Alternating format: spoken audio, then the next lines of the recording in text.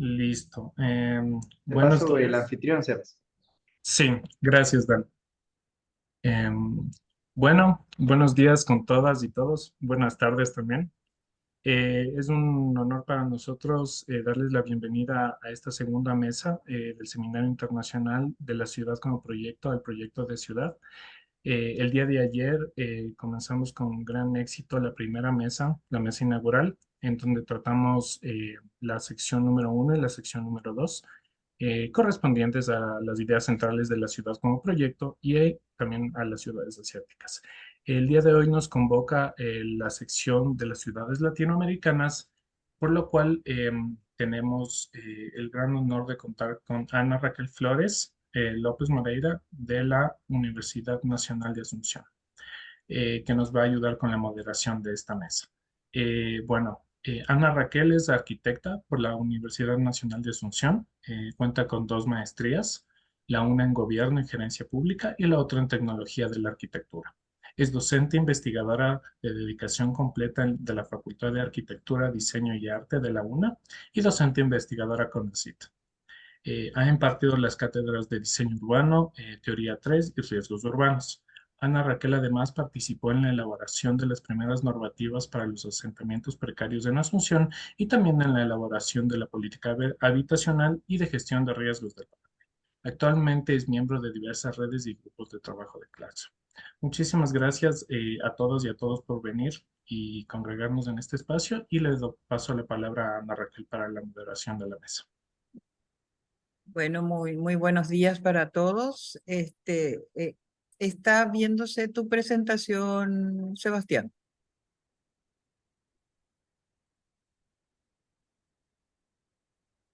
Bueno, buenos días para todos y muchas gracias, Sebastián, por la presentación.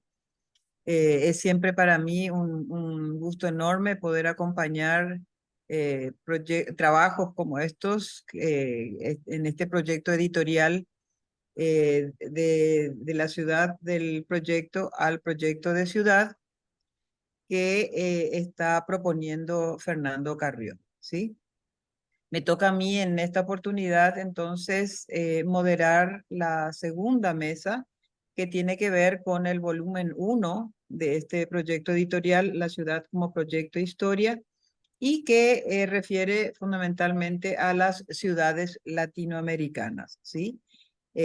Vamos a tener entonces el abordaje de temas como ciudades coloniales, vulnerabilidad y contingencia, que desarrollará Rodrigo Castro, contexto histórico de Kente y Santa Rita y sus implicancias para Machu Picchu, desarrollará Alex Usca, y Tenochtitlán, agricultura, urbanismo y casas aztecas en el siglo XVI, que desarrollará Jorge González.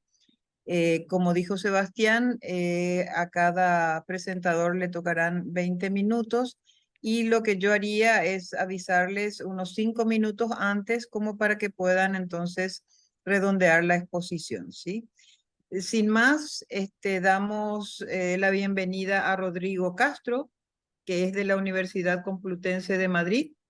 Es profesor titular de filosofía en el Departamento de Filosofía y Sociedad en la Facultad de Filosofía de la Universidad Complutense de Madrid.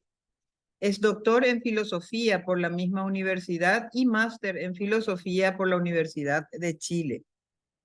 Su ámbito de investigación gira en torno a la historia de la filosofía contemporánea, corrientes actuales de filosofía, pensamiento iberoamericano y estudios postcoloniales.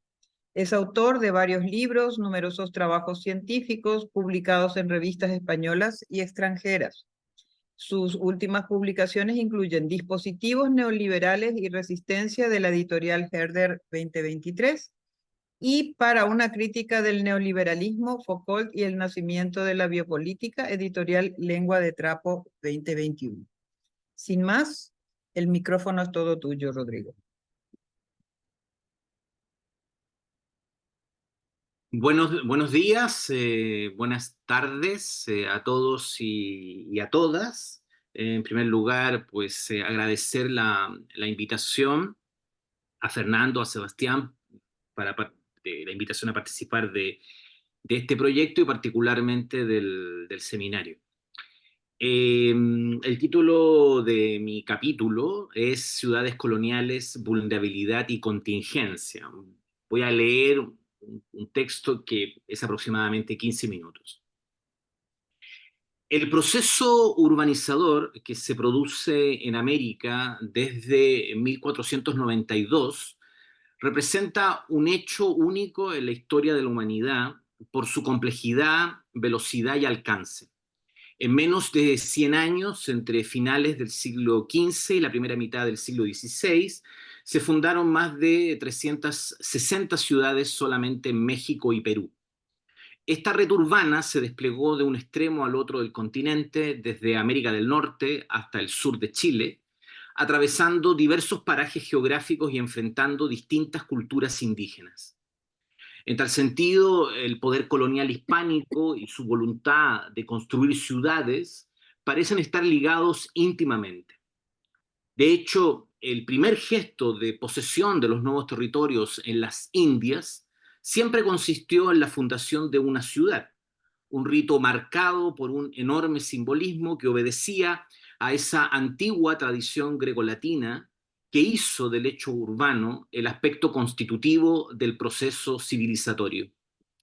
En dicha dinámica, como resulta evidente, no podemos excluir el papel que desempeñó la dimensión simbólica, especialmente si consideramos la precariedad de la mayoría de los núcleos urbanos fundados en la época colonial y la consiguiente necesidad de reforzar y asegurar los vínculos de una comunidad incipiente que percibía infinitas amenazas a su alrededor.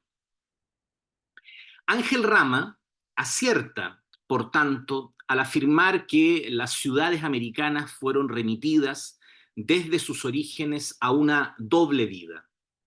El orden físico de la construcción material, con su específica contingencia, sus vaivenes, circunstancias e incertidumbres, y por otra parte, el orden de los signos, más apegado a la certeza y a la estabilidad, y decisivo a la hora de cualquier realización.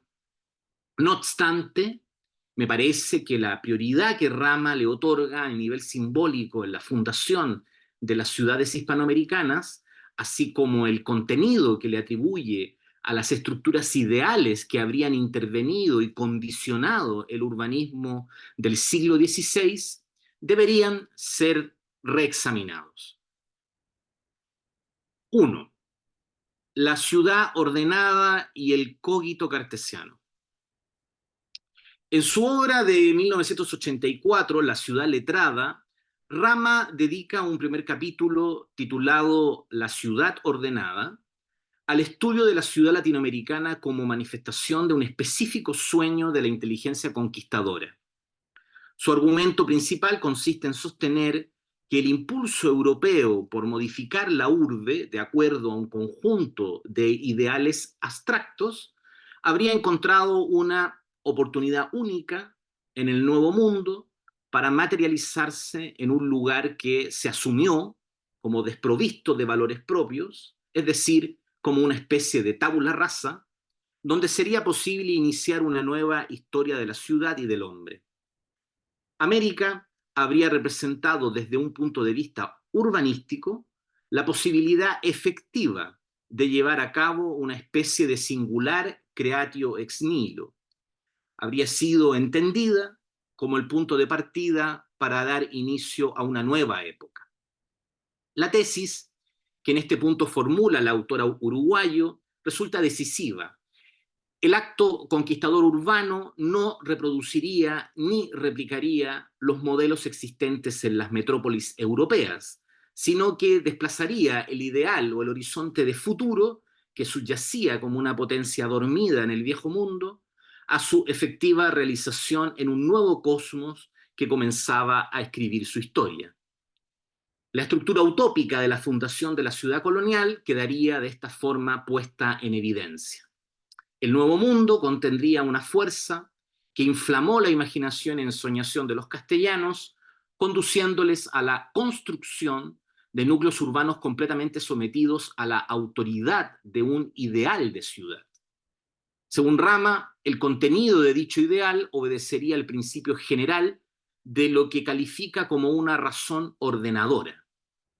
La palabra orden habría sido fundamental entonces en las aspiraciones culturales que se trasladaron al nuevo continente. Los deseos de simetría, las ansias de jerarquización y los sueños de clasificación también cruzaron el Atlántico. Todo esto guardaría relación de acuerdo con el planteamiento de la ciudad letrada, con el sueño de una razón geométrica que posteriormente encontrará su desarrollo filosófico en la obra de Descartes. Aquí, Rama establece un singular paralelo entre la concepción ideal de una razón que ordena y mide de acuerdo al principio de una matesis universal y el diseño característico a cordel y regla de la planta urbana en la mayoría de las ciudades hispanoamericanas. El orden expresado en la cuadrícula de la ciudad colonial sería la manifestación de una ensoñación del pensamiento que se impone con anterioridad a cualquier realización práctica. Esto permitiría advertir, además, la cosmovisión que subyace en el acto colonizador, porque de la misma manera que la ciudad constituye el producto de una razón ordenada y matemática en su apropiación de una tierra desconocida, de una naturaleza salvaje e indómita, la colonización en su conjunto podría comprenderse como una empresa orientada a la negación de cualquier alteridad. No obstante, desde el punto de vista de la historia intelectual, resulta escasamente verosímil este paralelismo que Rama establece entre el diseño de las ciudades coloniales y aquello que Foucault denominó la episteme clásica, es decir, un régimen discursivo caracterizado por la clasificación taxonómica y la continuidad geométrica. Cabe preguntarse cómo los conquistadores castellanos podrían haber pensado en términos cartesianos un siglo antes de que el pensador francés publicase su discurso del método. Enrique Dussel ha desplegado un argumento que pretende esclarecer esta supuesta relación entre la conquista de América y el pensamiento cartesiano. Su planteamiento corrige este dislate histórico de la ciudad letrada, preservando al mismo tiempo la esencia del argumento de Rama. Para ello introduce una distinción entre una primera modernidad, que se identificaría con el etos cristiano, humanista y renacentista, cuya potencia hegemónica habría sido España, y una segunda modernidad que se iniciaría en el siglo XVII con la decadencia del poder hispánico y el auge de nuevas potencias como Holanda, Inglaterra o Francia. La primera modernidad produciría un tipo de subjetividad que puede caracterizarse como centrada en el yo conquistador, el cual se relaciona con la alteridad, el indio, desde una lógica de exclusión y dominio.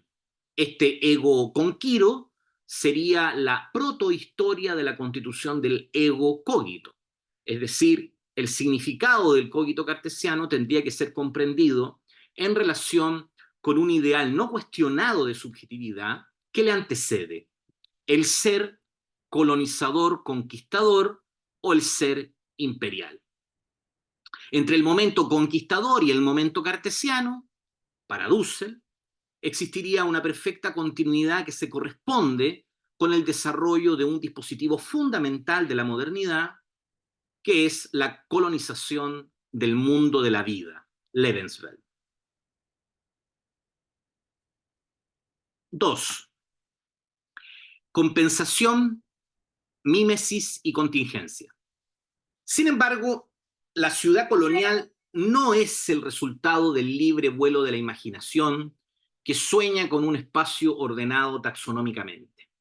Ella representa más bien el producto de una serie de decisiones urbanísticas que se fundamentan en diversos principios que en su momento se asumieron como científicos.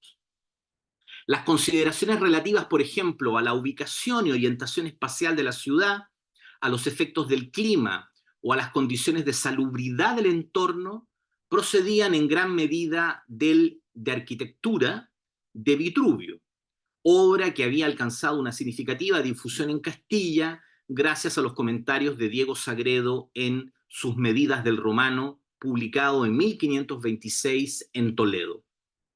También tuvo una influencia muy relevante el texto De Regimine Principium de Tomás de Aquino, el cual establecía que un buen príncipe debía asegurar su gloria construyendo ciudades que tuviesen permanencia en el tiempo, algo que exigía atender a una serie de criterios de localización centrados principalmente en el problema de la salud ambiental. En esto, el Aquinate, al igual que Vitruvio, sigue al pie de la letra el canon hipocrático del Tratado de los Aires, las Aguas y los Lugares, que establecía una relación esencial entre el clima malsano y la degradación moral o el relajamiento de las costumbres del pueblo. Del mismo modo, a la hora de enfrentar por primera vez un espacio urbanizable, los conquistadores consideraron necesario dar prioridad a la inquietud sobre la salubridad y las condiciones del medio antes que a cualquier eventual administración geométrica de los nuevos territorios. Sin embargo, resulta evidente que la ciudad hispanoamericana se caracteriza de forma general por un plano ordenado de acuerdo al modelo de la cuadrícula. La cuestión estaría entonces en resolver si debemos atribuir este diseño a una supuesta prefiguración de la racionalidad cartesiana, como sugieren Rama y Dussel, o si más bien tendríamos que explicar esta disposición geométrica de la ciudad colonial a partir de una serie de viejas teorías y como resultado de un conjunto de hechos sobrevenidos que forzaron la práctica urbanística. Según Musset, el plano cuadricular remite a tradiciones medievales como las que pueden observarse en las ciudades amuralladas del sudoeste francés. Esta morfología de calles en ángulo recto, con manzanas rectangulares, es tan antigua que puede remontarse incluso a los planes urbanísticos de Hipodamos de Mileto durante el siglo V a.C. En España, la traza ortogonal aparece en ciudades que sufren la ocupación romana, como León, Zaragoza o Zamora, y desde el siglo XI se pone en práctica con la fundación de nuevos centros urbanos ligados a la Reconquista. En cualquier caso, la función que han cumplido todas estas tradiciones teóricas en el diseño de la ciudad colonial podría ser bastante más limitada de lo que cabría suponer en un principio.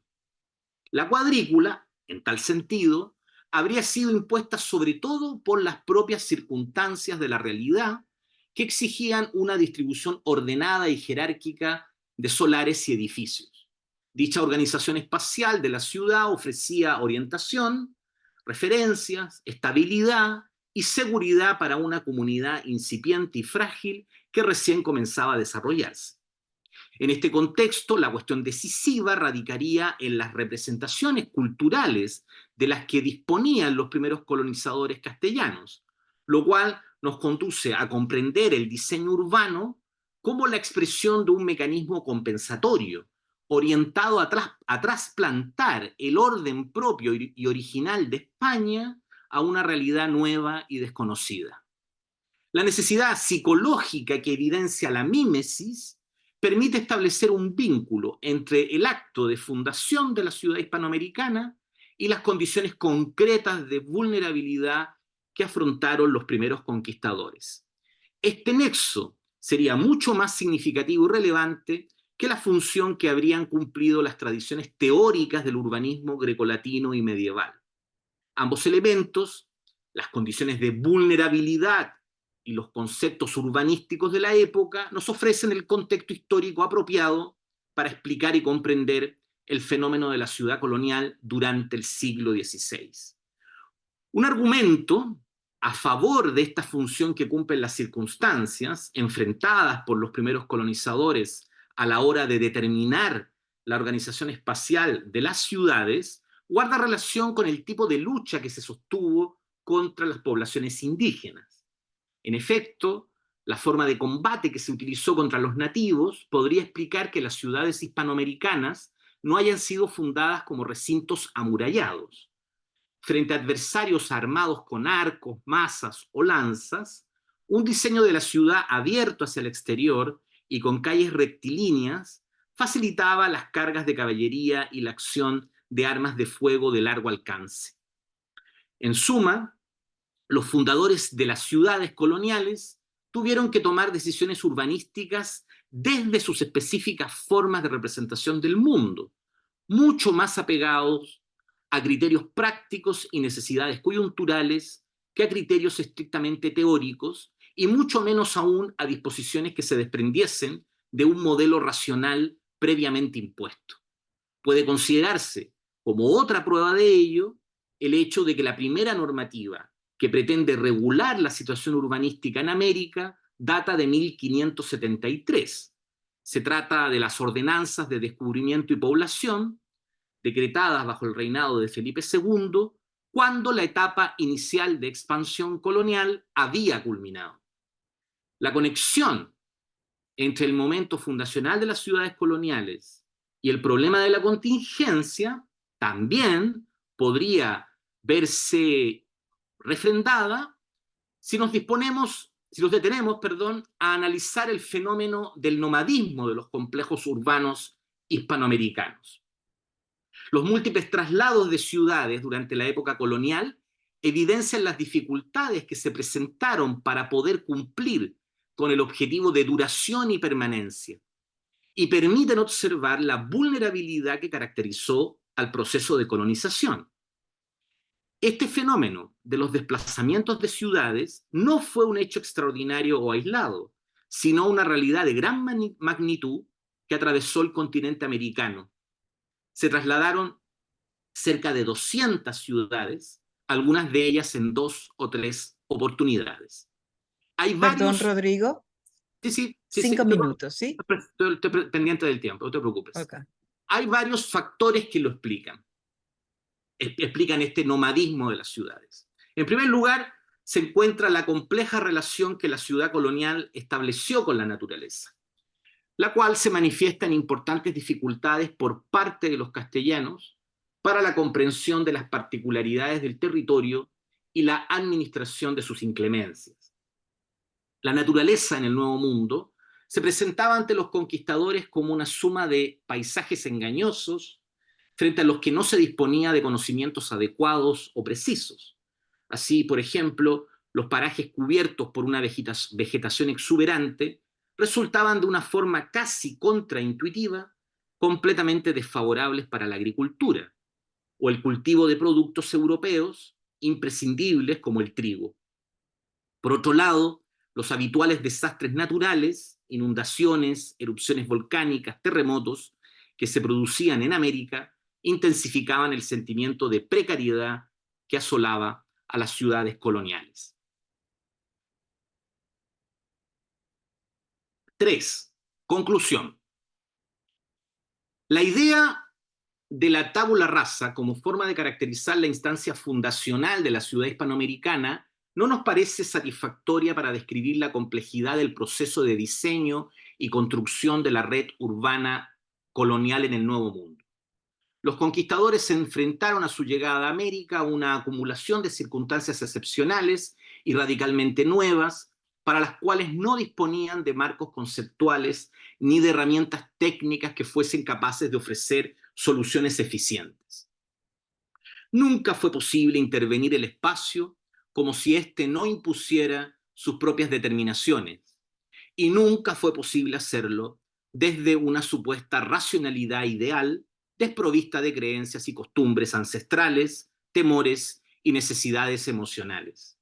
En cierto sentido, la ciudad colonial estuvo siempre construyéndose y deshaciéndose, como si cumpliera el ciclo condenatorio de Sísifo. Quizás ahí, en esa precariedad que desmiente la naturaleza fundacional de un poder omnímodo, unilateral e imperecedero, esté el rastro que deba seguirse para alcanzar una mayor inteligibilidad de los actuales paisajes urbanos latinoamericanos sometidos a nuevas formas de inestabilidad y fragmentación. Gracias. Muchísimas gracias, Rodrigo. Muy interesante la exposición. Y vamos a dar lugar ahora a Alex Uzca, del Parque Arqueológico Nacional de Machu Picchu. Él es licenciado en Historia y egresado de la Maestría en Arquitectura con mención en Gestión del Patrimonio Cultural, Centros y Sitios Históricos. Desde el 2014 hasta la actualidad se desempeña como historiador del Programa de Investigaciones Arqueológicas e Interdisciplinarias en el Santuario Histórico Parque Arqueológico Nacional de Machu Picchu de la Dirección Desconcentrada de Cultura de Cusco. Sus últimas publicaciones incluyen La Reforma Agraria en el Santuario Histórico de Machu Picchu y Estado de la Cuestión, Historia y Arqueología del Yacta de Machu Picchu, ambos publicados por la Dirección Desconcentrada de Cultura de Cusco en 2020. Adelante, Alex. Muchísimas gracias por la presentación. El agradecimiento también especial a Sebastián y a Fernando por haberme hecho la invitación de ser partícipe de este proyecto. Básicamente, el tema que voy a socializar en esta oportunidad está relacionado al proceso histórico del predio Kente y Santa Rita de Kente y sus implicancias en torno a la propiedad de Machu Picchu. En primer lugar, quisiera, por favor, compartir pantalla.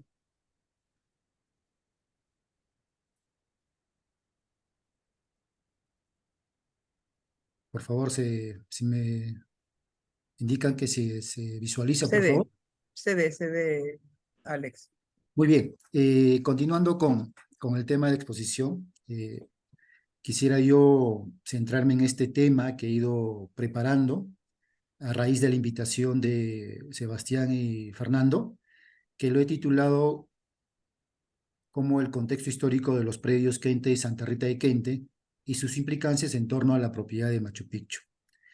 Bien sabemos que el actual santuario histórico de Machu Picchu fue declarado como Patrimonio Mundial el 8 de diciembre del año de 1983.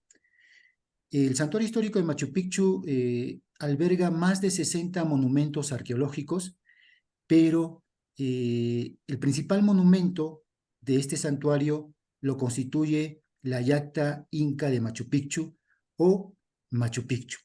Básicamente, la investigación propuesta en este proyecto está agrupado en 4 momentos. Un primer momento que hace referencia a los antecedentes de la propiedad y usufructo de la hacienda Silque. Un segundo momento viene a ser la fragmentación de la hacienda Silque o Primavera.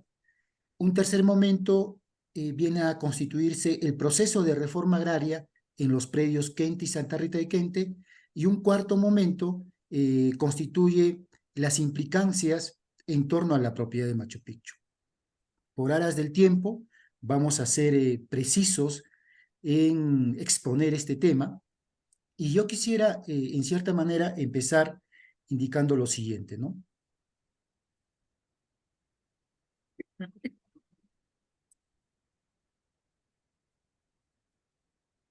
Se visualiza la segunda diapositiva, ¿verdad? Ahora se ve. Ya, perfecto. Bien,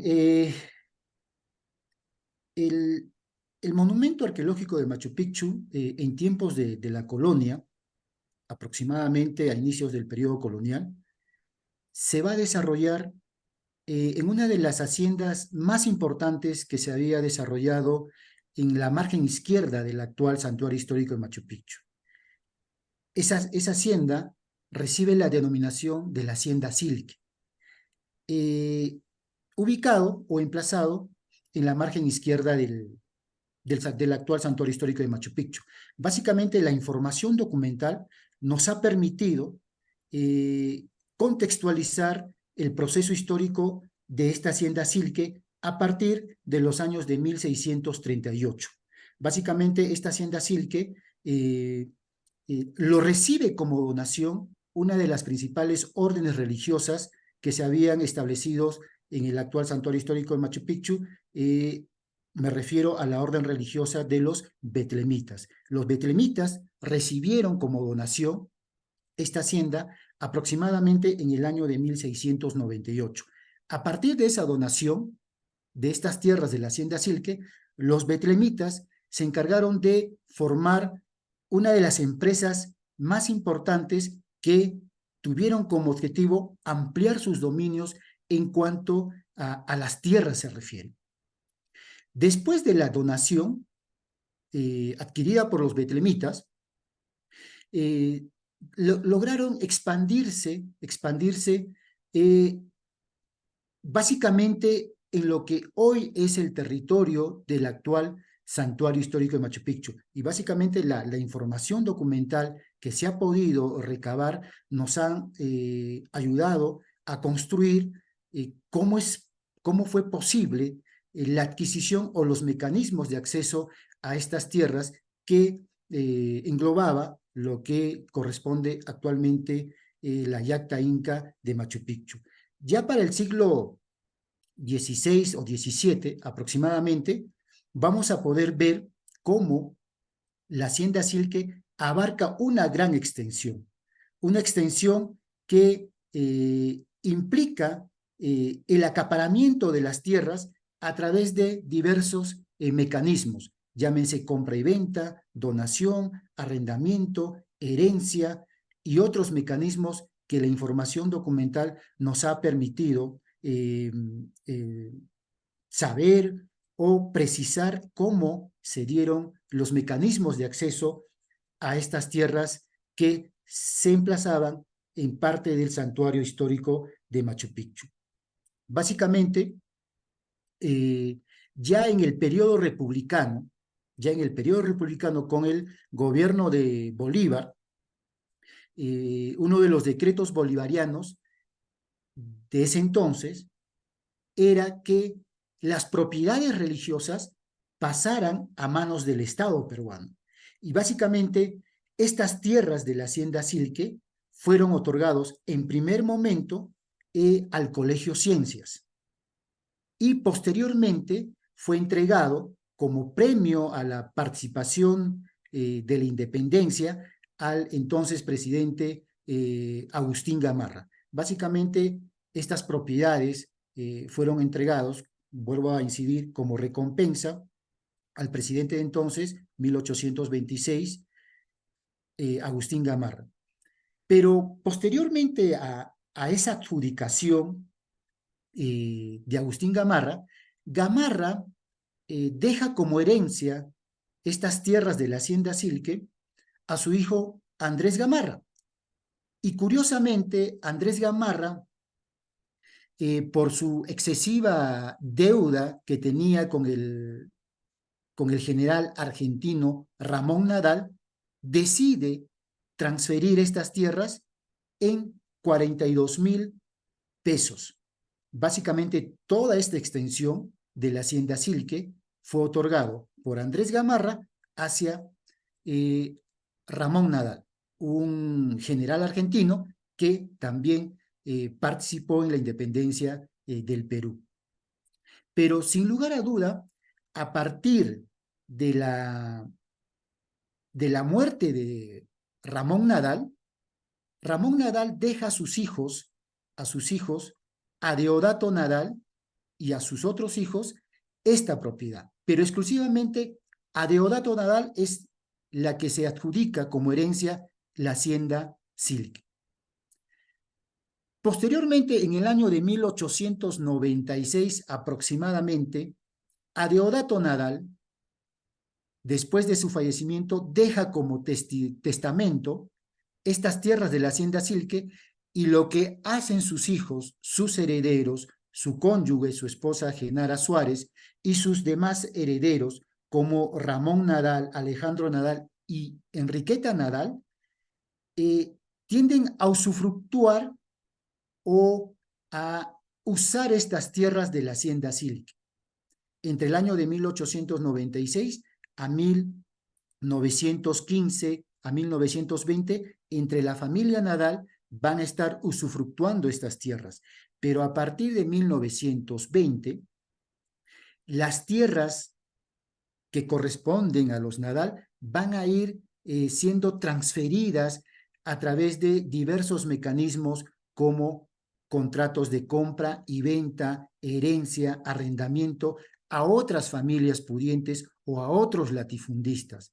como por ejemplo en el año de 1905, Mariano Ignacio Ferro y María Laureana Vizcarra adquieren ciertas propiedades ubicadas en el piso de Valle. Esas propiedades, obviamente que les daban derechos al usufructo y propiedad.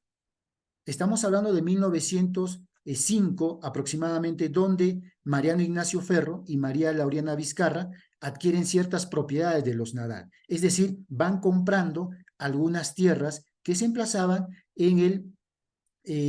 básicamente en el piso de Valle. Pero en el año de 1921, una de las herederas de Mariano Ignacio Ferro y María Laureana Vizcarra, llamada Tomasa Ferro, recibe como anticipo de legítima la hacienda Silque, la hacienda principal de Silque. Y Tomasa Ferro decide usufructuar estas tierras porque sus padres le habían otorgado como anticipo de legítima, y era el derecho para que pueda usufructuar una gran extensión de estas tierras de la hacienda Silque. Sin embargo, en 1935 aproximadamente, las tierras de la hacienda Silque pasa a denominarse o a tener otra denominación, como la hacienda Cutija o Primavera. Es decir, hay un cambio de topónimo, se podría decir, donde la hacienda Silque deja de denominarse hacienda Silque y va a recibir el nombre de la hacienda Cutija o Primavera. Esa hacienda Cutija o Primavera ya le había sido adjudicado a Tomasa Ferro de Abril en el año de 1921, aproximadamente. Y Tomasa Ferro de Abril deja como herencia a sus hijos José Luis, Carlos Alejandro y Lourdes Abril Ferro, y a su cónyuge José Emilio Abril Vizcarra.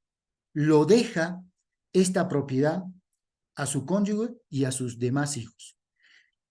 Y básicamente los hijos de Tomasa Ferro de Abril, considerando que tenían una gran extensión, deciden dividirse las tierras de la hacienda Primavera o Cutija en el año de 1944.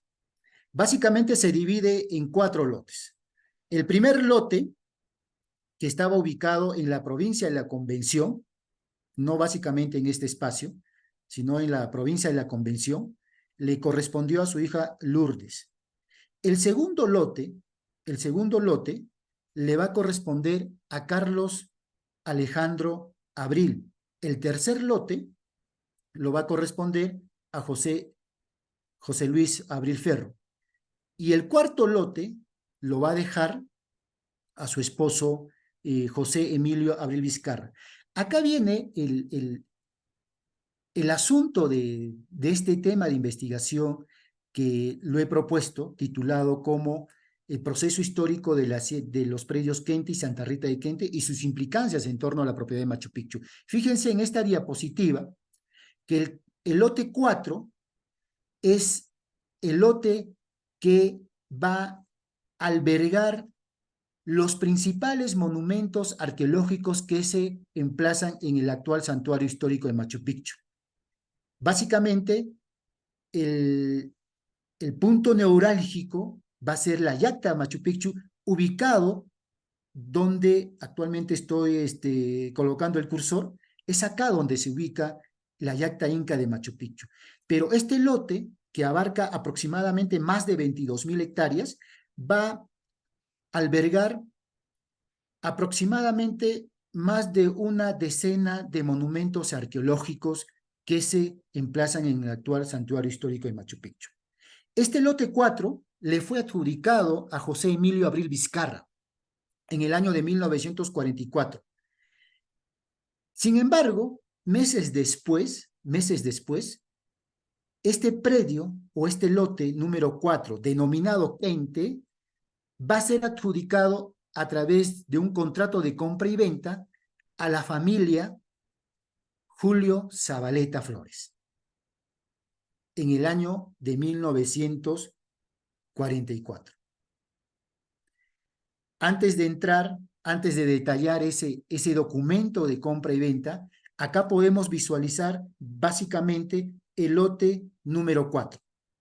El lote número 4 en su integridad, en su totalidad, que abarcaba más de 22.000 hectáreas y albergaba los principales monumentos que se emplazan en el actual santuario histórico de Machu Picchu.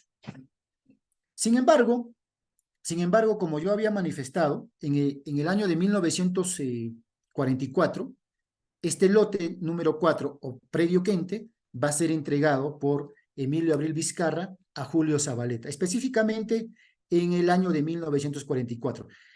En una de las cláusulas, perdón. Alex, quedan 5 minutos.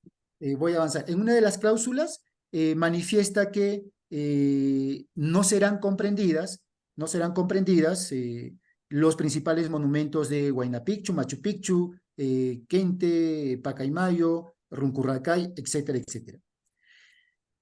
Un tercer momento, dentro de la propuesta estaban el proceso de reforma agraria. Básicamente, esta hacienda en el año de 1975 fueron afectados por reforma agraria, ambos predios, Quente y Santa Rita de Quente, ¿no? Y un cuarto momento a lo que yo había manifestado era lo siguiente, ¿no? ¿Cuáles eran las implicancias en torno a la propiedad de Machu Picchu? En el año de 1922, un decreto supremo dado por San Martín refería que las riquezas del Perú eran para el Perú. A partir de ese decreto supremo del 1922, en el Estado peruano se han ido dando innumerables normas legales que protegen a los principales monumentos arqueológicos, indicando que los monumentos arqueológicos son imprescriptibles, inalienables, es decir, no podían pasar a otras personas. Sin embargo, el Estado peruano en la actualidad viene desarrollando un tema legal con la familia Zabaleta y Abril, pero la investigación ha demostrado que los monumentos arqueológicos son del Estado peruano de acuerdo a las innumerables normas legales y de acuerdo al sustento histórico-jurídico que en este caso de la Dirección Desconcentrada de Cultura ha podido demostrar. Por lo tanto, concluyo con esto, manifestar que esta propuesta de los predios Quente y Santa Rita de Quente van a estar de una manera articulada todo su proceso y las implicancias que han tenido en torno a la propiedad de Machu Picchu. Muchísimas gracias por el tiempo y continuemos. Gracias. Muchísimas gracias, Alex. Si podés retirar tu presentación. Bueno, y tenemos ahora entonces a Jorge González Aragón. Jorge, estás ahí. Él es de la Universidad Autónoma Metropolitana, Unidad Xochimilco. Jorge es arquitecto y máster en arquitectura por la Universidad Nacional Autónoma de México. Posee un doctorado en arquitectura por la Universidad de Valladolid en España.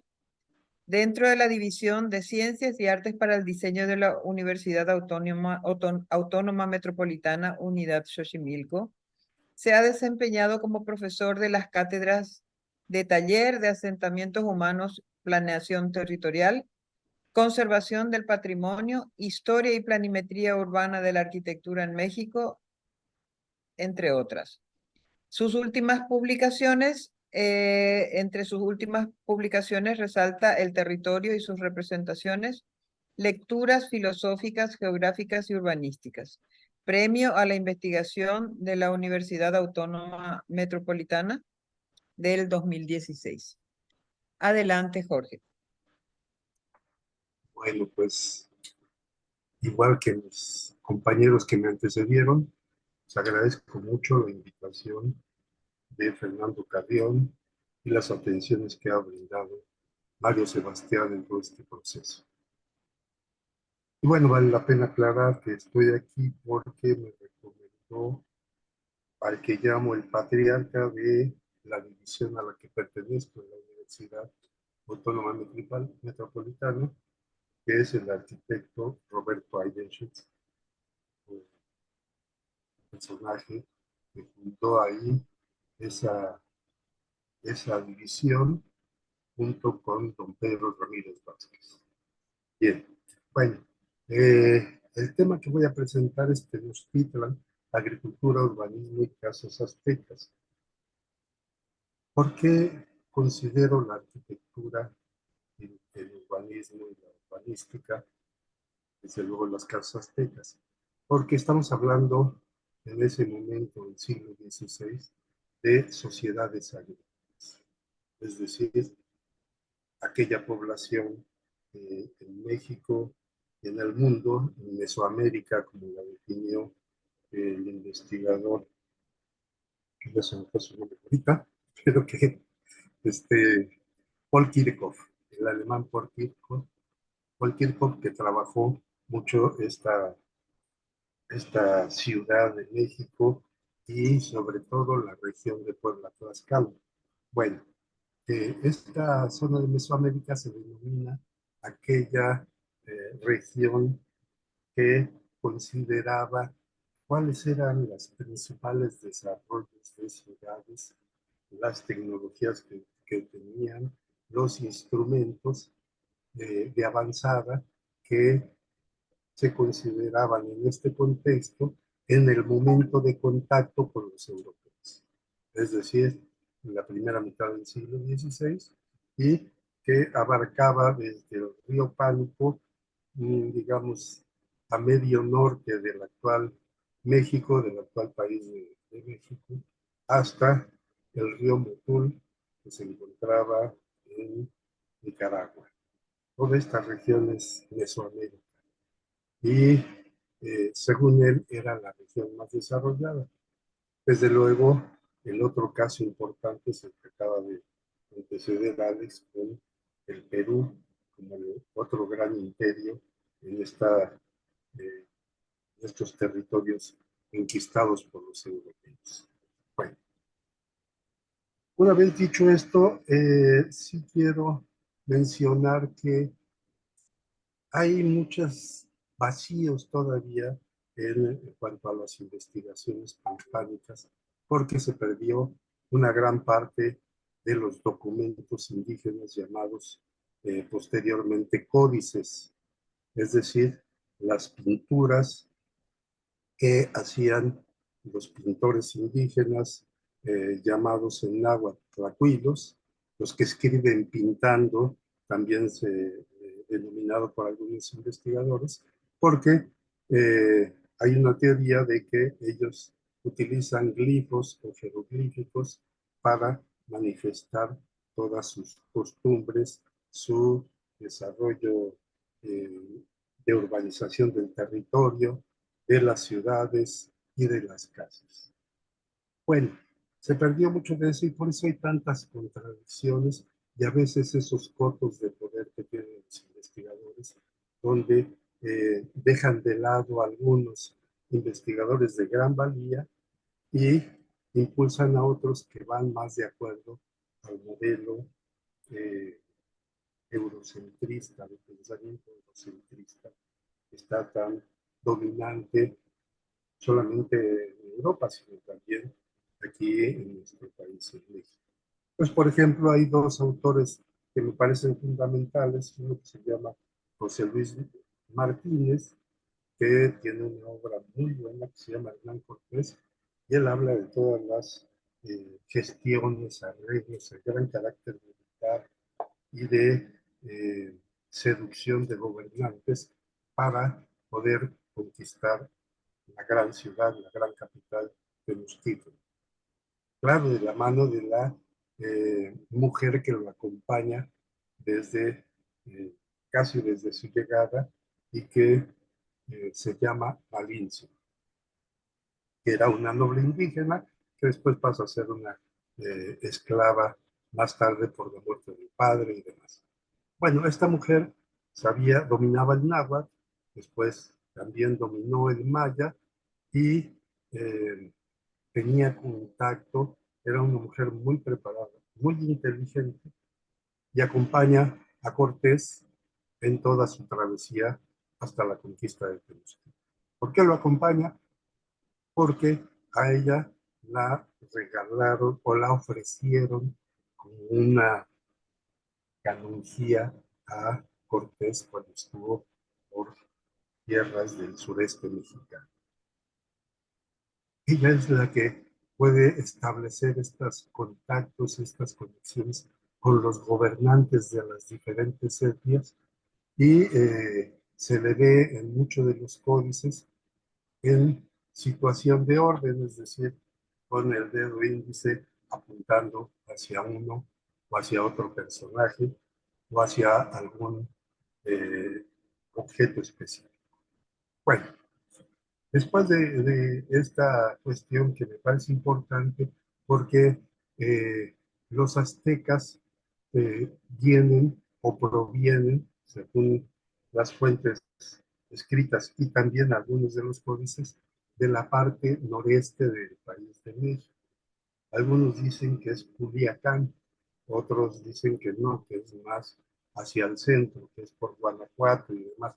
En fin, hay diferentes interpretaciones que no acaban de consolidar una argumentación sólida para saber estos orígenes, pero este documento indígena que se llama La Tierra de la Peregrinación, que es el peregrinaje de las etnias del norponiente de México hasta el centro de México, hasta la cuenca de México, y de allí a la siguiente subcuenca, que es la región Puebla-Tlaxcala, son unas culturas verdaderamente impresionantes en términos de etnias, de la mezcla de etnias, de las guerras y los diferentes periodos de poder de cada una de ellas, y un desarrollo fundamentalmente agrícola, y una cuestión que es fundamental de los sistemas hidráulicos, que tanto ya desde hace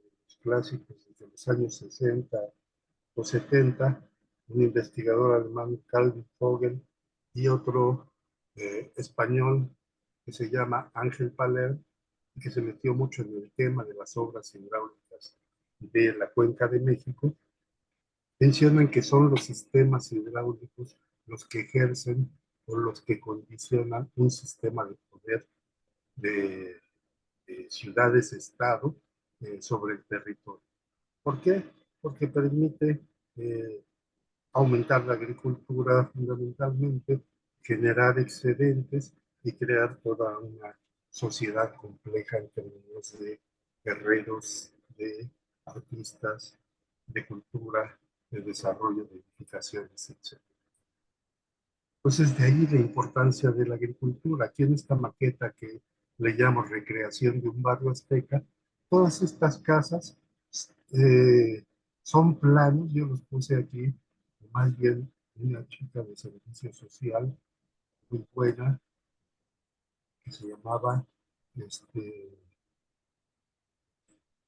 Catherine, hizo esta maqueta basado en los planos indígenas elaborados por indígenas aztecas en la Ciudad de México. Formaban parte de expedientes de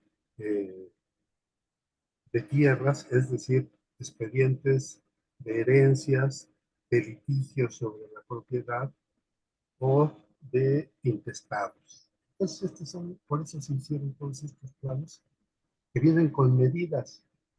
Son los patrones europeos, desde luego, y entonces no podemos comparar patrones europeos con estos, porque entonces entramos ahí en una efervescencia radical que no tiene caso, ¿no? Pero aquí están todas estas porciones de terreno, que son que aparecen más o menos en cada una de las casas, que las junté tratando de hacer un conjunto urbano, son las chinampas, es decir, los terrenos de cultivo altamente productivos, porque tenían 2 o 3 cosechas al año debido a que siempre estaban con regadíos a través de estos canales de regadío. Entonces, todo lo azul son canales de regadío y los rectángulos son las áreas de cultivo. Algunas dan a chinampas, ¿verdad? Algunas de las casas tienen chinampas, otras no, otras solamente están en tierra. No son todas estas. Aquí hay otras chinampas y demás, y también todas las, cómo se tuerce algunos de los canales y hacen este tipo de diseños de casas, que ya veremos con más detalle. Entonces,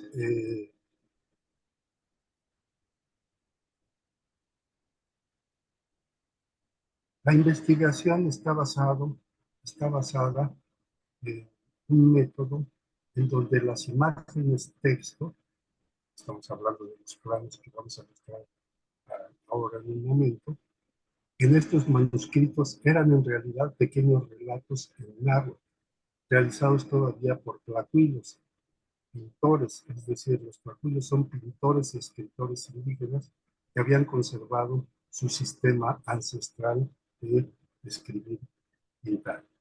Bueno, esta es una definición de Joaquín Galarza, que es el estudioso clásico de los códices y el que estableció una teoría acerca de este tema de escribir pintando, y cuya obra publicada fue realizada en Francia, se formó y en México, con personajes altamente destacados. Estaba Jacques Sustel, Strauss y otros más en ese que se llama Palaz de Chauillon. Son los edificios que están rodeando o semi-rodeando a la Torre de París. Bueno, entonces vamos a ver. Estos son los códices que yo utilizo y que tienen, el primero es este. Voy a pasarlo así, poco a poco, porque así se puede ver con cierto detalle. Este códice está clasificado como un códice que se realizó en el siglo XVI y que está formado por alrededor de 420 unidades habitacionales. ¿Qué es lo que determina una unidad habitacional? Como define la gran arqueóloga mexicana Linda Manzanilla, pues es todo ese conjunto que conforma la casa habitación con sus elementos de contexto que pertenecen a la misma. Entonces, cada uno de estos cuadritos es una unidad habitacional. Aquí inclusive parecieran un poco mayores y donde más transformaciones se hicieron también dentro de esta parte de la ciudad. Hay que mencionar que esta parte de la ciudad está está ubicado, según algunos investigadores destacados de México en los años 30 y 40, hacia el norte del centro ceremonial azteca, en el actual denominado Zócalo de la Ciudad de México. Se le denomina Zócalo porque durante la época independiente, después de los conquistadores españoles en 1821, más adelante se hace el Zócalo o Zócalo de una gran columna que iba a ser la columna de la victoria de los insurgentes sobre los antiguos conquistadores. Bueno, entonces pues se llama el Zócalo de la Ciudad de México y esta porción del territorio con 420 unidades se encuentra al norte de este centro ceremonial. Y vean ustedes, cada uno de estos cuadritos es una unidad habitacional. Más adelante vamos a ver algunos detalles que permiten apreciar mejor estas unidades que son fundamentalmente eh, de un grupo o diseñadas para un grupo de guerreros. ¿Cómo se distinguen los guerreros? Bueno, según el investigador Joaquín Galarza, es porque tienen anudado el cabello con una cinta roja. Entonces eso es lo que caracteriza la condición de guerreros aztecas. Aquí está un templo prehispánico, aquí está otro templo prehispánico que apenas se ve y que fue deteriorado por el tiempo. Y aquí estas son las calles. Vean ustedes, es bien interesante cómo esta calle, que es una, un camino primario, viene, da la vuelta por aquí, pero también penetra a esta parte donde remata con este edificio dedicado al dios Tezcatlipoca. Bueno, vamos a ver, ya aquí están las 420 unidades. Aquí está donde consideran los investigadores Manuel José, Cristina Fernández y Federico Gómez Orozco que se encuentra en este plano, esta área, esta superficie, junto a la plaza de Tlatelolco. Aquí está el centro ceremonial y aquí están las principales avenidas de la ciudad que todavía siguen siendo significativas. La que va hacia el Tepeyac, donde está el santuario de la Virgen de Guadalupe. Aquí termina la tierra firme, todo esto es lago, y después aquí continúa la tierra firme y esta calzada que une hacia el norte con el actual santuario de Guadalupe. Y fíjense, Jorge, perdón, quedan 5 minutos. ¿cómo ya tan rápido? Sí. Bueno, muy bien. Bueno, esta es la condición y las principales avenidas de esa Tenochtitlan. Solamente les voy a mencionar esta parte que es el trazado de las unidades habitacionales. No es un edificio junto a otro, sino es la casa, el solar donde se desplanta, el terreno que va adjunto, que vamos a ver aquí más adelante, y las chinampas y su condición de tránsito a través de canales de agua y de caminos. Estas son las chinampas en el plano. Vean ustedes, está lleno de chinampas para el cultivo agrícola. Las chinampas también eran para hacer obra civil, pero estas son chinampas para el cultivo agrícola. De ahí la importancia de esa convivencia cercana en esta gran ciudad de dimensiones tan importantes que el propio Alberto Durero denomina la ciudad-estado. Y se le atribuye a Durero el grabado del mapa de Cortés, que va acompañado de la segunda población de Hernán Cortés.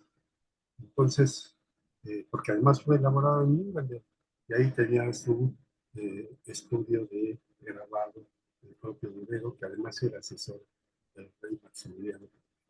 Bueno, aquí están los canales, los caminos en diferentes condiciones. Aquí está la unidad habitacional. Este hombre se llama Tecomitzin, es decir, la olla, pero asociada a este personaje que tiene la televisión, sí. Aquí está la casa, las chinampas y demás. Aquí están los templos dedicados, indígenas, dedicados a Tezcatlipoca, el espejo que humea en estas bonitas, en color turquesa, que significa lo sagrado o lo puro en este caso. Y bueno, solamente notas sobre la condición de la ciudad azteca, la evidencia de que los indígenas fueron destacados en la redacción de planes y mapas, el patrón urbanístico realizado en Tenochtitlan responde a relaciones geométricas, sin embargo, están más estrechamente ligadas al asentamiento del sitio, en fin. Las casas indígenas, analicé 34 casas. Aquí vienen los planos originales elaborados por los indígenas con las medidas indígenas, manos, corazón, los propietarios y sus nombres, otras casas también del mismo archivo, y ya hice todo el análisis de estas en términos espaciales y constructivos. Entonces, solamente aquí están en el plano de Tenochtitlan dónde estaban ubicadas las casas que venían con esa referencia en el expediente que se encuentra en el Archivo General de la Nación en México. Y bueno, solamente los diferentes tipos de cuartos, cuartos sencillos, cuartos dobles, cuartos triples, cuartos en serie, en fin, los patios de diferentes características, los chinampas, corredores, solares, escaleras, en fin, todos estos elementos espaciales y constructivos.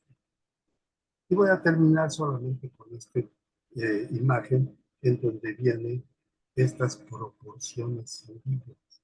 Tenían un sistema de medida, pero un sistema antropométrico, que me parece que responde muy bien a las características de diseño.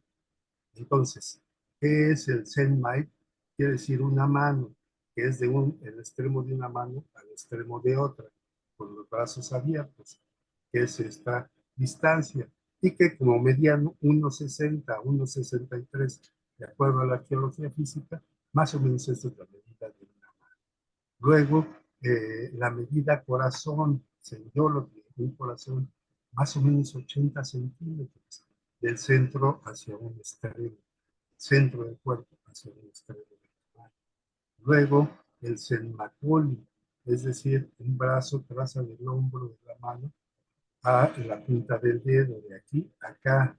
Y luego, el cenómetro, es decir, un codo medida igual a un codo medida de la mitad de una braza, de aquí a allá. Y esta otra que es el cenmacoli, la flecha, que es de este codo al otro extremo de la mano. El movimiento para tirar la flecha que va desde aquí hasta el extremo de la mano. Bueno, pues eso es lo que quise presentarles. Y aquí viene, bueno, una bibliografía y unas conclusiones acerca de esta urbanización y de este diseño de casas, que bueno, cuando lo ven otros que no tienen nada que ver con este tema, dicen, no, bueno, pues esa es una ocurrencia arbitraria que sucedió, pero solamente se utilizó una sola vez este trazado reticular y esta forma de unidades habitacionales independientes que se conjugan unas con otras a través de caminos vecinales, a través de canales para circulación de canoas y a través de caminos de mayor importancia. Muchas gracias. Muchas gracias, Jorge. Pues muy interesante también tu exposición. Estoy mirando porque ahora corresponde, digamos, a un momento de preguntas y respuestas. Estoy mirando en el chat y no veo preguntas, especialmente para Rodrigo, que tenía que retirarse antes.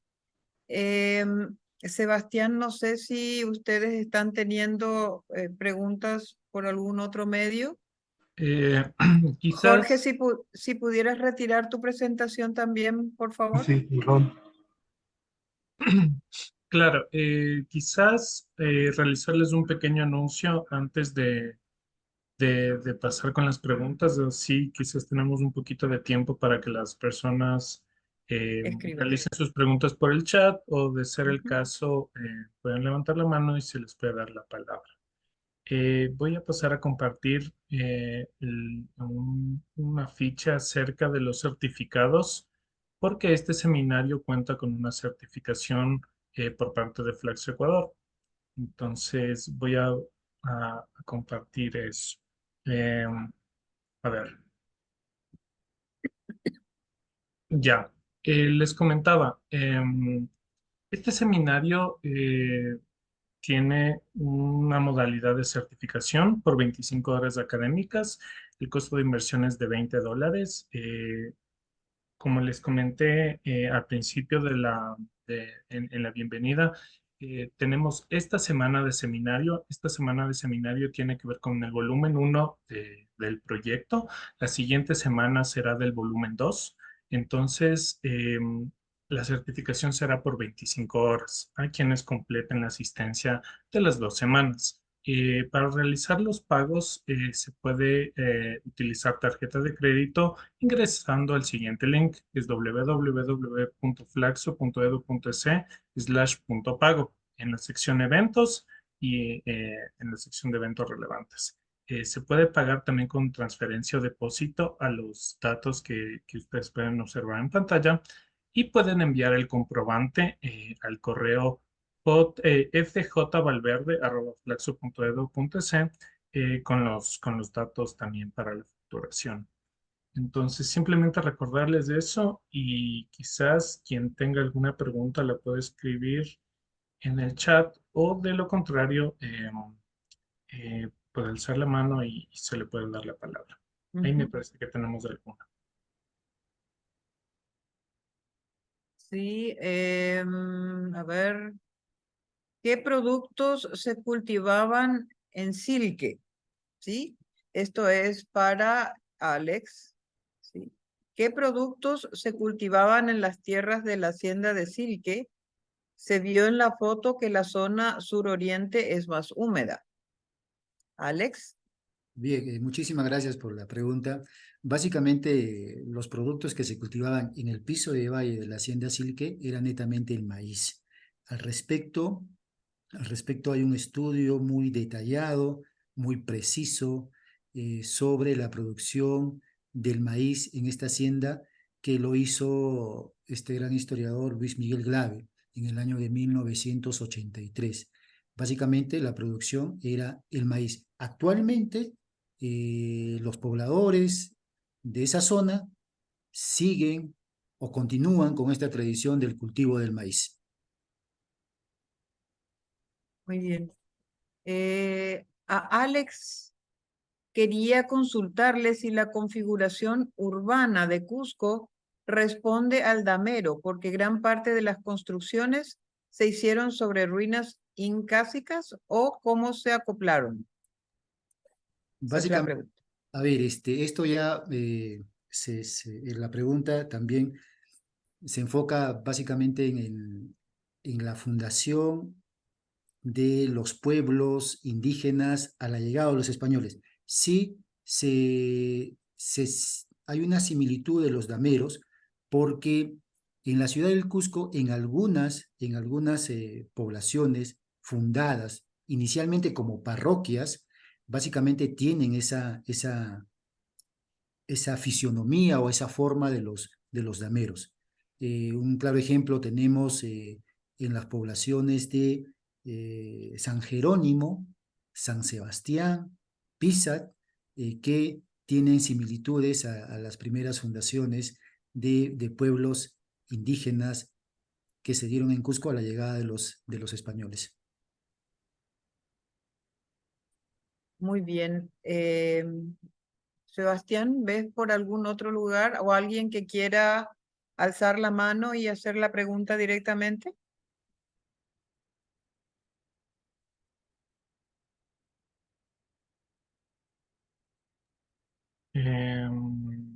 No, me parece que nadie más. Quizás podamos dar un par de minutitos para ver si La alguien... moderadora puede preguntar.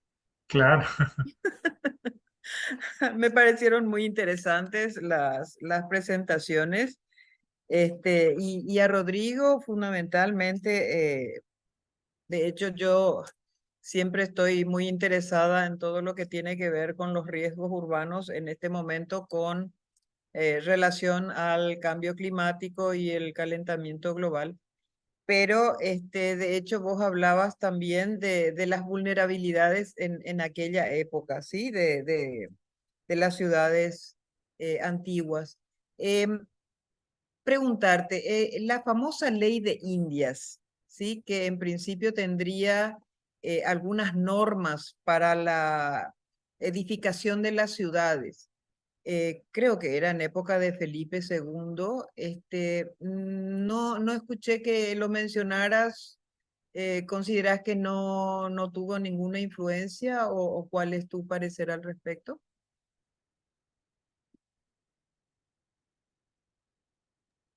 Sí, bueno, gracias Ana por la consulta. Sí, lo mencioné en un momento, quizás muy rápidamente. Ya. Eh, lo que ocurre es que he tratado de articular una reflexión.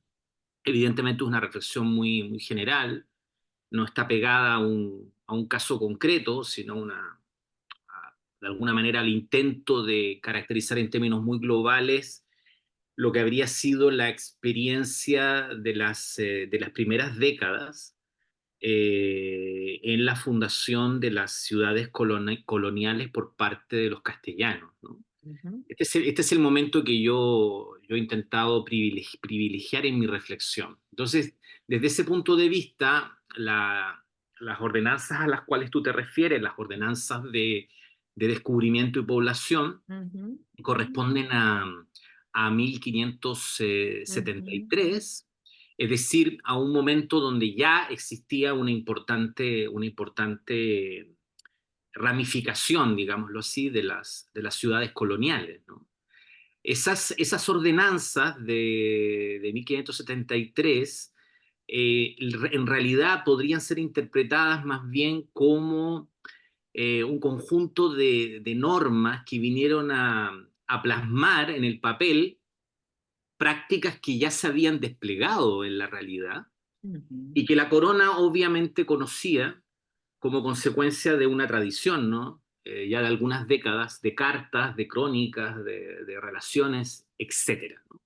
Ujú. Entonces, sí, creo que desde ese punto de vista, aunque evidentemente son muy importantes, eh, corresponden a una etapa en la cual yo no he focalizado mi análisis, porque precisamente lo que quería discutir o problematizar en mi texto es que haya existido en el momento fundacional, en las primeras décadas de la configuración de la ciudad colonial castellana, que haya existido algo así como una especie de dispositivo de conquista urbano sólido, Ujú. ¿no? Ujú. Consistente, a Simbólico. priori, es decir, anterior a cualquier experiencia del propio lugar, ¿no?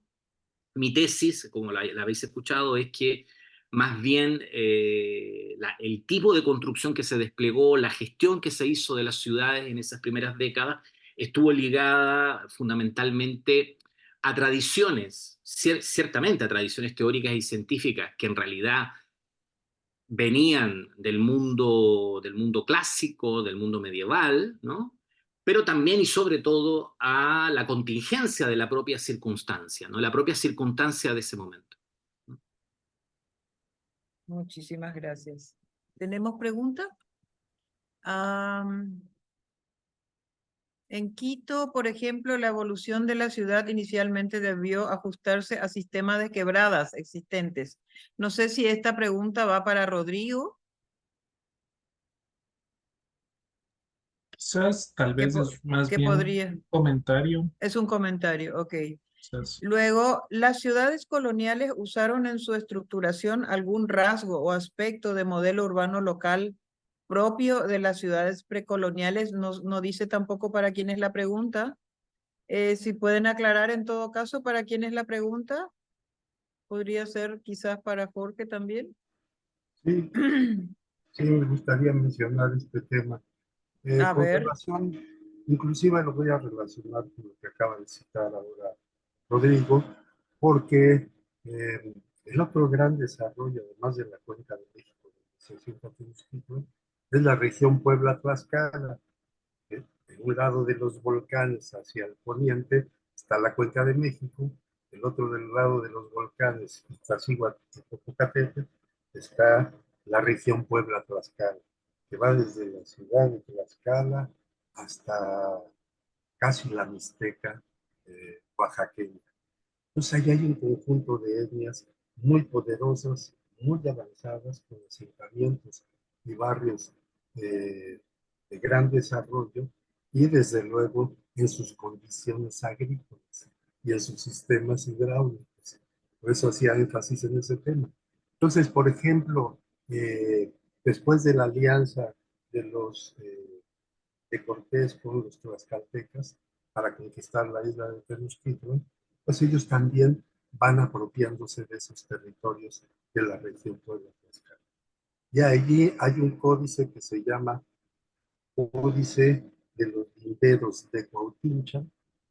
Cuauhtinchan es un pueblo de una región muy poderosa, ahora les menciono qué, y allí en ese códice, los linderos de Cuauhtinchan, o mapa de Cuauhtinchan número 4, o MC4, es un plano alrededor de 1563. Es un encargo ya de los conquistadores.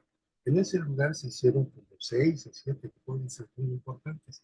Y ahí en ese códice que les menciono aparecen todas estas implantaciones de los frailes franciscanos, que son los que se meten en esta región.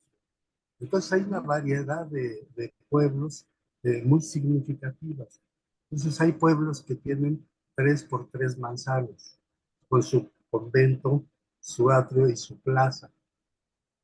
Hay otros pueblos que tienen 4 por 3, otros 4 por 4, hasta 6 por 6 me parece que es el que tiene un pueblo que se llama Acatzin. Entonces, todos estos pueblos formaban parte de una gran cultura que abarcaba más o menos 7,000 kilómetros cuadrados.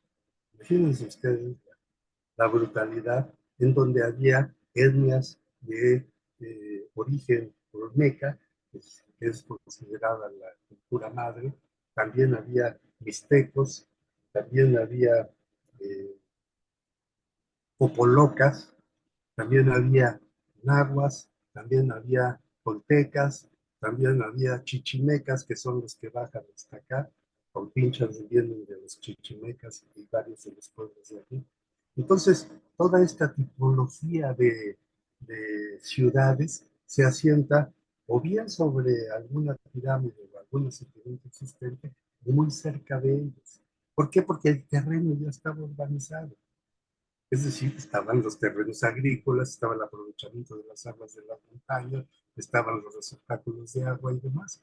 Aunque haya sido una distribución diferente, se ajusta también a esta urbanización indígena, que es una urbanización más bien expansiva, a diferencia de la europea, que es más de concentración. Muchas gracias, Jorge. Rodrigo, la pregunta era para todos en realidad, sí, no me fijé en eso.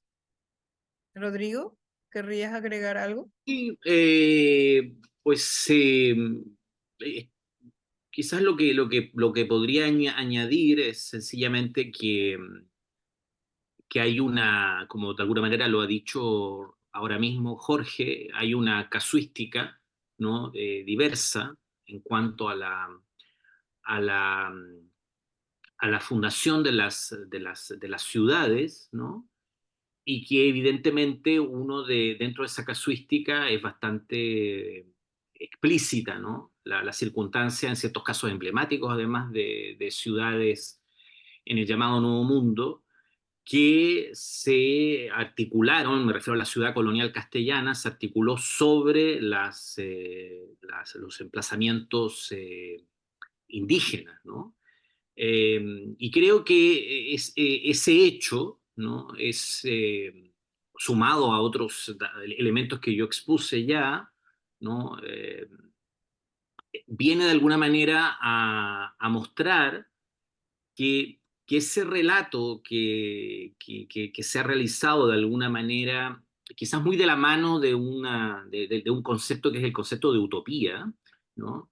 Ese relato que se ha hecho del gesto conquistador, ¿no? Como un gesto atravesado por el utopismo, en el sentido de la fundación en año cero, de la fundación desde la nada, en realidad puede sí obedecer de alguna manera ciertas representaciones de algunos actores del proceso de conquista, pero en ningún caso explica el devenir mismo de las ciudades coloniales, ¿no?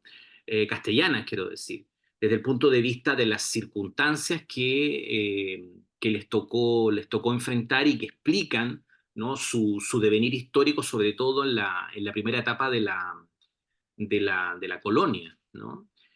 Ciertamente, como yo lo mencioné al principio de mi texto, uno podría, desde el punto de vista del gesto conquistador, podría entender a la ciudad como un mecanismo de conquista, ¿no? Porque evidentemente esta expansión de ciudades coloniales en tan poco tiempo, ¿no? A lo largo de toda el llamado nuevo continente, no guarda relación con la densidad poblacional de los grupos castellanos, ¿no?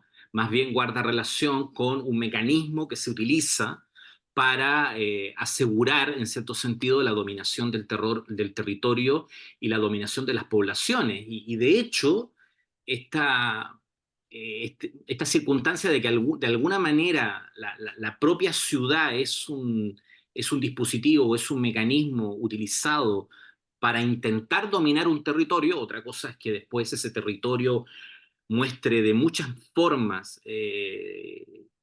la defectividad de este gesto, ¿no? La imperfección de ese dominio. Pues una prueba de que de alguna manera esto es así, y es un ejemplo interesante, es como los propios indígenas, ¿no?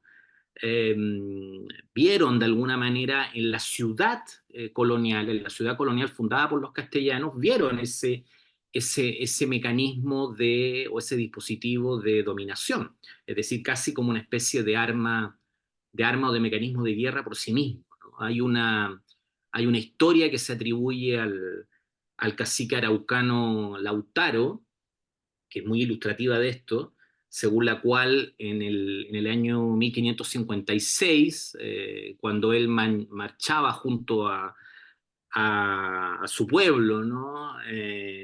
A destruir la ciudad de Santiago, ¿no? Santiago del Nuevo Extremo, el actual Santiago de Chile, pues les habría comentado a los que le acompañaban en esta empresa, les habría dicho, hermanos, sabed que a lo que vamos, al lugar al que vamos, es a cortar de raíz donde nacen estos cristianos para que no nazcan nunca más, ¿no? Es decir, como si la propia ciudad, ¿no? El espacio de la ciudad castellana fuera un lugar de generación de castellanos, ¿no? De producción de castellanos, una máquina productora de castellanos, ¿no?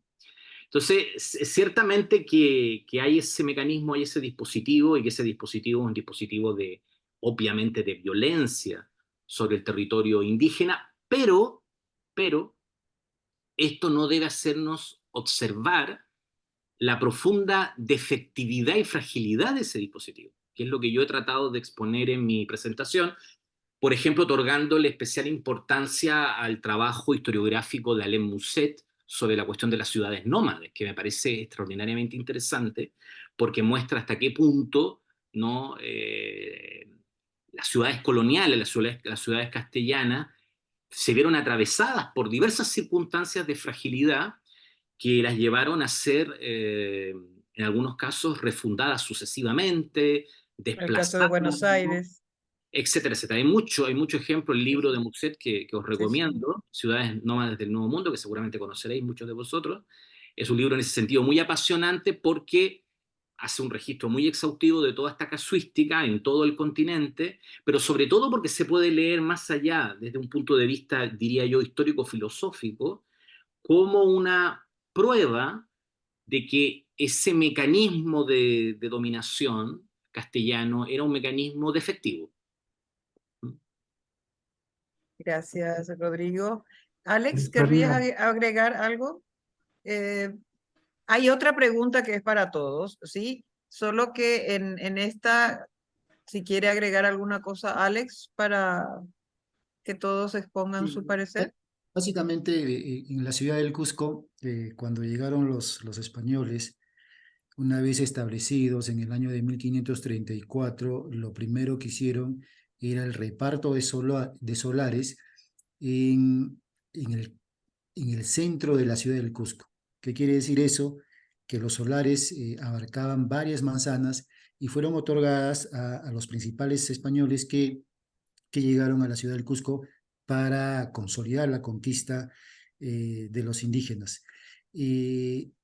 Como otro proceso al establecimiento de los españoles, básicamente respetaron la estructura inca y sobre esa estructura inca construyeron otra estructura de tipo colonial, ¿no? Y a raíz de eso, actualmente en la ciudad del Cusco se ven casonas coloniales que han sido declarados como patrimonio cultural de la nación. Básicamente eso. Muchísimas gracias, Alex. Hay entonces una última pregunta, por lo menos hasta este momento. ¿Por qué hubo tanta controversia, polarización con el tema de las ciclorrutas en toda América Latina? Es para todos también la pregunta de Julián López. Jorge, Perdón, ¿de las rutas qué? de las rutas en toda... A ver, repito la pregunta. ¿Por qué hubo tanta controversia, polarización con el tema de las ciclorrutas en toda América Latina? Esa es la pregunta de Oscar Julián Sí, bueno, para todos. en el caso del Imperio de México, como se le denominó a esta parte de la Nueva España, eh, había ya todo un sistema de rutas muy importantes porque la mayoría de los pueblos de este gran territorio mesoamericano tributaban al lo que se denominó Imperio Azteca, el gran poder azteca, que tenía desde luego un gran número de rutas que iba hasta Veracruz o hasta el poniente, el otro océano, en el Océano Pacífico, y hacia el sur también, en sus diferentes partes. Ahora bien, perdón que me refiera nuevamente a los códices, pero es donde está sentado. Cuando llega el virrey Antonio de Mendoza, alrededor de 1532 por allí, que es el segundo virrey, no es el primer virrey, perdón, él manda hacer un códice en donde vengan tres líneas importantes. Los pueblos conquistados por Tenochtitlan, o sea, la ciudad de Tenochtitlan y sus pueblos sometidos, la educación de un niño azteca y la matrícula de tributos.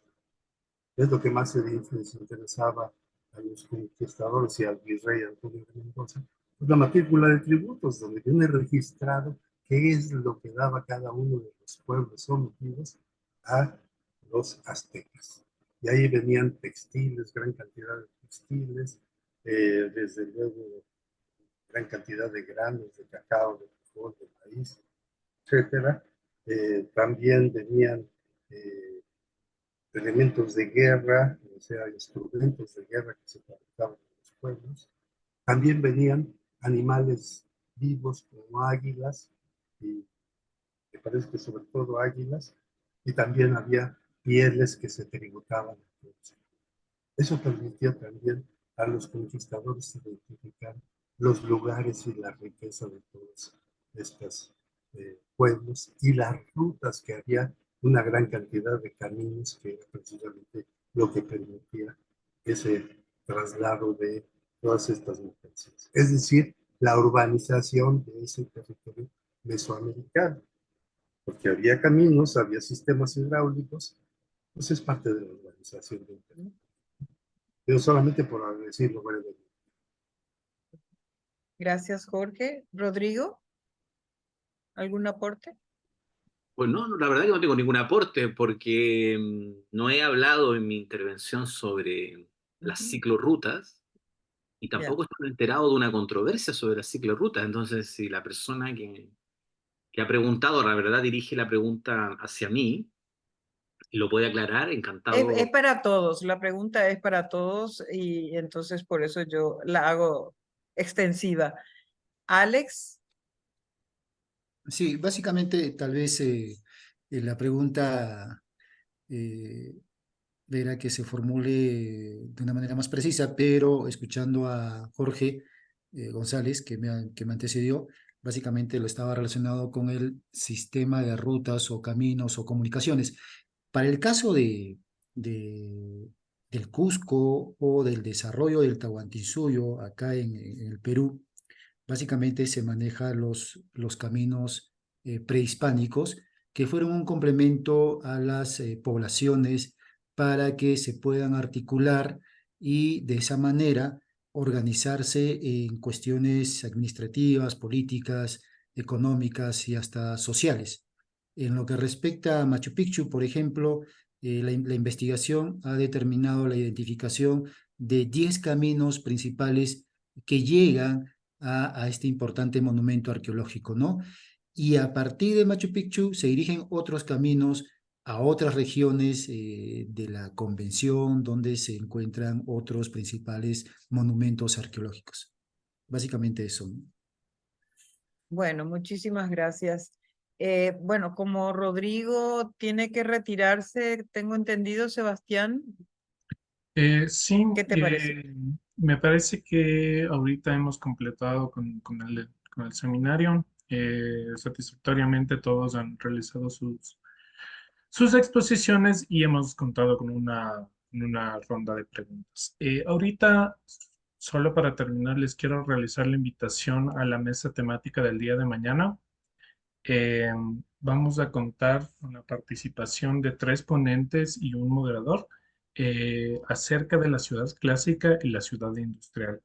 Les vuelvo a reiterar, estamos enmarcados dentro de la presentación del volumen 1 del proyecto editorial correspondiente a la ciudad como proyecto en su vertiente histórica. En este sentido, mañana contaremos con la participación de Rubén Lois desde la Universidad de Santiago de Compostela en España, de Marcelo Corte de la Universidad Nacional de Córdoba y de Maribel Aliaga de la Universidad de Brasilia. Nos va a ayudar con la moderación Manuel Damat desde la Pontificia Universidad Católica del Perú y será a misma hora el seminario y podrán ingresar mediante el mismo link. Eso yo creo que podemos dar por terminado el seminario de hoy. Les agradecemos a todos por, por darse la cita a reflexionar el día de hoy.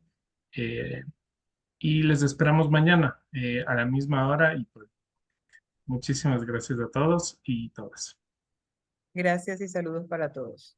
Muchas gracias a todos. Gracias. Gracias. Para conocerles. Muchas gracias. Muy buena la reunión. Muchas gracias. Y gracias a ti también, Ana Raquel. Gracias, Fernando, gracias.